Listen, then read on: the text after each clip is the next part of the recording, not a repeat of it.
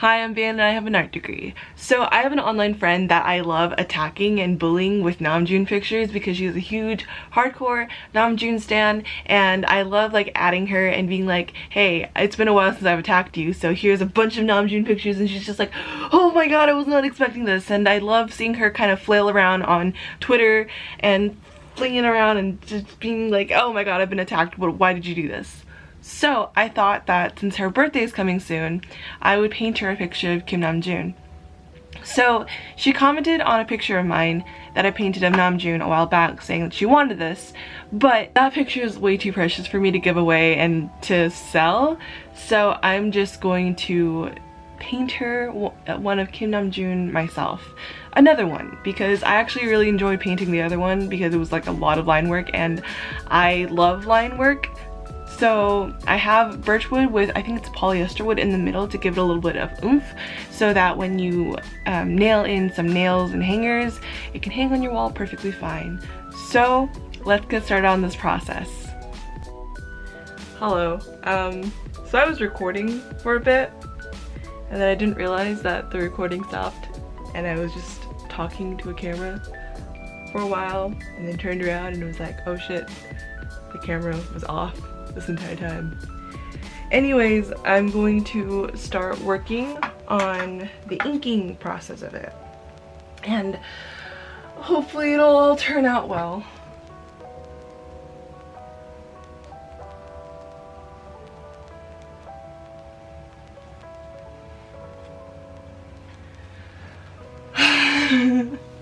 Something that I really hate about inking is that it's really stressful, especially when you're just inking black on white, because one mistake, yes, no one else may notice it but you, but that's the important thing. You notice it and you're the artist, and it's like, oh, please don't mess up. Oh, so I finally accepted the shift lead position at my job. So you're looking at not only the senior barista, but the shift lead. And my boss has actually offered this position for me months ago, but I've been rejecting it. I rejected it every single time he's offered it because that's just a lot of responsibility, and especially since I was in college at that time, I just didn't want to deal with something that I probably can't handle, even though it was extra money. But I was talking to one of my BTS friends and they were talking about wanting to go to all the stops. I never expected to be the type of person to want to go to every single stop that a band has. But here's the thing about BTS concerts. So you know how whenever people are on vacation, they pick one thing that they want to do, like go to an amusement park. But how do you meet people and talk to people? You're literally, for an amusement park vacation, you're paying all this money to go to this amusement park where most of the time you're just standing in lines and waiting. However, with BTS concerts, you go to a new city that you've never been to before. I've never been to LA before, and I went to different parts of LA. I took pictures at the LACMA with all the lampposts. I went to the LACMA, I stared at the Webtoon building, I did all these things, and then I got to meet other ARMY, which was so much fun. And then I stayed in an Airbnb with, I knew two people there, we already knew each other because we all live in the same state and we're all ARMY. And then I met, I think, 5 other girls, never met before, from them online, completely unknown, which is probably dangerous, but I don't know, I just don't care enough anymore. I have my degree, man. So I'm not spending all of my money at an amusement park where I spend the entire day sitting in line or standing in line for a 30-second ride dealing with crying families. I'm going to a concert where, yes, I'm waiting in line and I'm laying there to wait in line, but I'm meeting other people, I'm talking to other people because we all share the same common interest, which is BTS. I just think it's a great way to meet people, and honestly, I never ever thought that I would be one of those people that would want to go to all the tour stops of some boy band. But first of all, it's not just some boy band, it's BTS. And there's something about BTS concerts, every time you go, it's like a different experience, and it gradually gets better over time, and I just want to keep on going to them. Because looking at all the fan cams to the Chicago one and the MetLife one, I was like, wow, the energy is so different, and meeting the different people, watching all the BTS vlogs, I was just like, dude, I want to meet these people. I mean, yeah, you get some Koreaboo cringe every once in a while with BTS concerts because, like, they exist, but there are so many other really cool armies out there that are just so cool to talk to, and it's so cool to, like, see their different walks of life. Like this army in particular, I would have never met her if it wasn't for BTS. Because first of all, she's in her 30s, she's a nurse, she's a mom. Like, I never would have met her if it wasn't for BTS. And the fact that, like, I enjoy talking to her and, like, learning from other people. Like, for example, at the LA trip, the two ladies that I went with, they were like 10 years older than me, and they were both in the medical field-ish. One had a physical education exercise degree. The other one just, I think, worked at a pharmacy, and I literally would have never met them if it wasn't for BTS. And just talking to them throughout the trip when it wasn't just BTS, and hopefully I'll have my, like, Rose Bowl vlog once everything's good. It's been so scary to look at. But when we weren't just talking about BTS, I was learning from them, and that's why I love this fandom so much, is that there's not just a specific age group of ARMY. We come in all age groups. Because I went to the BTS concert movie at, I think, 9 in the morning, because I wanted to avoid the younger fans, because big crowds and young people low-key just stress me out, especially excited young people. But I saw this really old grandma just bopping to BTS, and I'm from a small state, and there's this, like, diversity too, because she was also, like, a black grandma, and she was just bopping to all the songs and just, like, mouthing the lyrics, and I'm just looking at her from behind, and I'm just like, you are the cutest woman I've ever met. And that's also another thing with BTS concerts, is that there's just so much diversity in them. Because, like, who goes to a sold-out stadium concert of a Korean boy band where no one else knows the lyrics to? I guess another reason why seeing all older ARMY is just so much fun is that it's nice to see that, yes, I learned how to pay taxes, and yes, I learned how to be responsible, but I can still have fun and enjoy life and still be youthful. I think that was what scared me so much about growing up, was I would have to fully face responsibility and not be young anymore. Because growing up with an immigrant family, like, you grow up really fast, and I kind of have always felt like I never really had that childhood experience, because I've always had to translate things for my mom, and it's not really like it's not a pity party kind of worth a thing. It's just like the fact of my reality is that I didn't really have that childhood that everyone wanted, that most normal Americans had.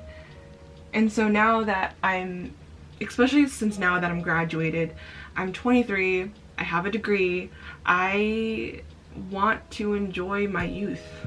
I want to be extremely selfish for once, and I know it's bad. I know I might get hate comments because of it, but I feel like I deserve it. But back to the whole Shipley thing. I'm sorry, that was like a whole 10-minute interval of me talking about BTS concerts. I accepted the shift position because I wanted to go to every single stop. And my boss, like, when I finally said, hey, is the shift lead position still available? He was just like, yeah, I can give it to you right away. And then afterwards he was just like, so what made you change your mind about being a shift lead? Because you've been saying no for months, and I've literally have been saying no every time he's offered it to me.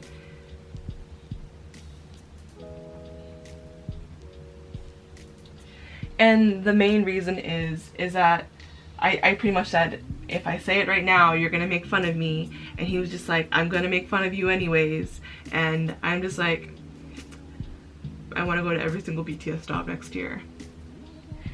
And what he said was just like, yeah, I figured. The two things that you love the most in this world is webtoons and BTS. I don't think anything else can beat BTS, to be honest. And I'm just like, just to let you know, next year, right now, you have an entire year's warning that I might be gone for a month and a half. And he's just like, yep, okay, cool. So RM's face was actually one of the hardest faces that I used to practice on, because in case you didn't know, which, I mean, if you're watching this you probably didn't know because I don't really post a lot on YouTube, but back when I was kind of learning the basics, the foundations, how to draw actual faces, because I was just tired of being jealous of my friends, and I was tired of seeing how amazing that how good that they drew, how well they drew, and I was tired of being jealous of it. And this was also the time when I started getting hardcore into BTS, because I was drawing their faces constantly, because one of my professors' critique with me was, your drawings of people, of Asian people, don't look Asian, because I drew a self-portrait and it was just, I looked white, I looked Caucasian. And she was just like, you need to work on Asian people. And another thing about me is I knew that my weaknesses was drawing guys at that time, and so that's when I started to draw BTS a lot, because I wanted to improve my art and also kind of get better at drawing Asians, because I like Asians. I don't know why I couldn't draw Asians for the longest while, and I went through this huge long journey of trying to figure out how to draw Asians. I mean, I asked all my friends, like, how do you draw Asians? And they would joke around about it. My Asian friends would be like, first of all, you draw 2 lines and that's it. And then I would just constantly just ask, like, okay, how do I do it? And no one would give me an answer, because no one really drew Asians. I don't know why. That's a weird thing, isn't it? And so I was just like, okay, I'll just figure it out myself. So if you look in my 2016 notebook or sketchbook, you would just see constant drawings of BTS. And one of the faces that I was so intimidated at drawing was actually RM's face, because he has such a particular face. Like, let's be honest here. Back then, in like 2013, 2014, I really couldn't tell any of the members apart other than RM, or Rap Monster at that time, because he had such a very him face. Like, it was just so unique. Like, in the K-pop world, he was technically ugly because he didn't really fall into the beauty standards of K-pop. And I was just so terrified of drawing his face, so much that I just drew everything else but his face. And like, eventually I was just like, okay, that's it. I can't be afraid of making mistakes. And so that's when I started drawing with pen. And the thing about drawing with pen is that you don't allow yourself to make mistakes. Or if you do make mistakes, then that's it. You've made it. Like, you can redraw it again and figure out how to do it from there.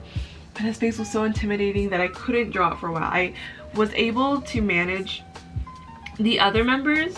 I got into an obsession with drawing Suga for a very long time, because I found interest in his eye shape, because his eye shape is very, it's so cute. to me it was like triangle eyes, almost like cat eyes, and the way they kind of were so sharp but so soft, that intrigued me a lot as an artist, and so I just drew it a lot. V's face, I tried to draw V's face, but that time it was so difficult for me to draw that. Jin's face, I would say, would be the easiest face to draw because he has a very shoujo manga-y face. If you draw anime, especially shoujo anime, you can draw Jin. Like, he has that perfect face for shoujo manga. Like, I swear to God, he needs to play a manga character in whatever drama, K-drama adaptation. Maybe Fruits Basket, he could be Prince Yuki. Oh my, can he be Prince Yuki? I don't think his personality, I guess he could, like, just with any drama, that'd be so cool. Or maybe in Skip Beat he could play, what was his name? It's not Ren, it's the childhood friend, because oof, that note in Dionysus, that was really good. But like, the thing about like me practicing and learning how to draw each member's face, that was so vital to me in my artist journey, because again, I couldn't draw Asians, and it's so stupid now that I say it out loud, saying I couldn't draw Asians, because obviously I am an Asian person. Why couldn't I have drawn Asians in a realistic format? And this is obviously very stylized, but like, you can still tell that he's Asian with his eyes, because I've found a way that it's just that Asian eyes are more sharper than Western eyes. They cut to the chase better? I don't know.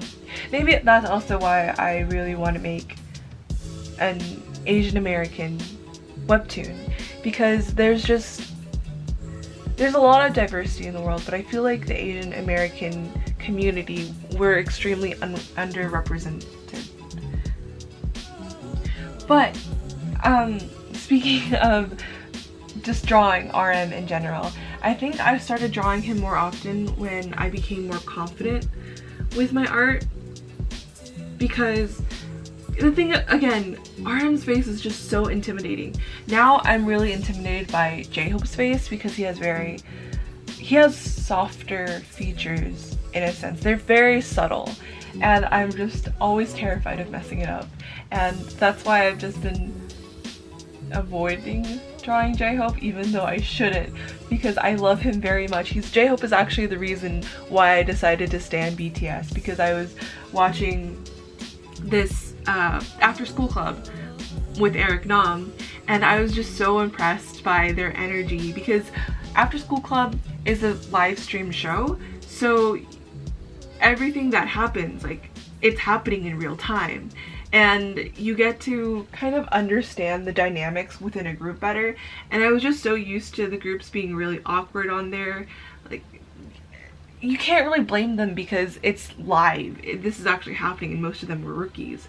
But BTS, when they came onto that show, it was like a breath of fresh air. They were so confident. They like stole my attention, and I loved the dynamics between the members, because with some of like the groups on the show, you felt bad because you kind of, some of them you thought, I don't think they're gonna last a year, because they were very shy and the group dynamic wasn't as strong, and they obviously had fans because you would have a fan hangout. But when BTS came on that show, I was just like blown away by how much energy they had, how funny they were, how they talked to each other. And I was like, I've known BTS since their debut, but their music just wasn't my thing back then. Like, I respected them because of their lyrics, but their music at that time wasn't for me, because I felt like it was meant for a younger crowd. But I was really impressed, especially when they were talking about school and stuff. About all these things about school. And when they came on that show, this was during the I Need You promotions in 2015, the fact that they were laughing with the hosts, everyone was comfortable, There was no moment of awkward silence. In fact, they ran out of time because they were just having so much fun, and I wish that live stream never would have ended because it was just a fun show to watch. And after that, just seeing J-Hope just dance around and just like swing like his body around, that was so cute. I'm sorry, I don't remember what I was talking about to tell you about my after school club era, so I'm gonna end that right there. Sorry. I think one of the reasons why I wanted to paint this again or ink this again is because it's just so much fun to ink, even though it's so time consuming. You're almost in a trance inking this because you can't do it quickly because you might ruin the piece. Also, honestly speaking, it's a real honor to have kind of been a fan of BTS for so long and kind of see them grow and develop. Or just not, I wasn't a fan all the way since debut. I saw them since debut and I hoped the best for them because back then, small company groups, they just never lasted a long time. So seeing them be able to grow and be as big as they are, it honestly feels like such an honor. One of the songs that like pulled me in and made me go, yeah, definitely, was Young Forever. Because I've never had a K-pop group kind of sing about their anxieties of when everything is over. And that, at that time, really resonated with me because for me, I could never relate to songs that talked about love because I haven't been in love. I've never been in love before. I don't know the feeling of your heart going dugum dugum. And so when they released that song of Will This End, I was just like, holy shit, that is deep. That is so deep. And just kind of a song about being vulnerable. That impressed me a lot because I didn't really see that a lot. And I guess that kind of made me want to be more vulnerable with my art.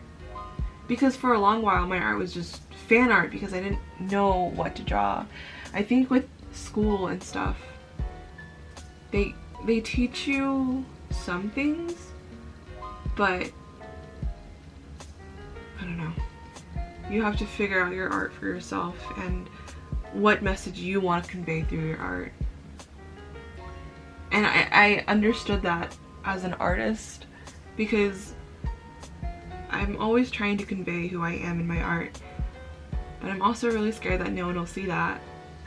And I wonder how bluntly I have to put it out there, because for visual art, people will look at your art for 3 seconds and then move on. How do I make them stay longer?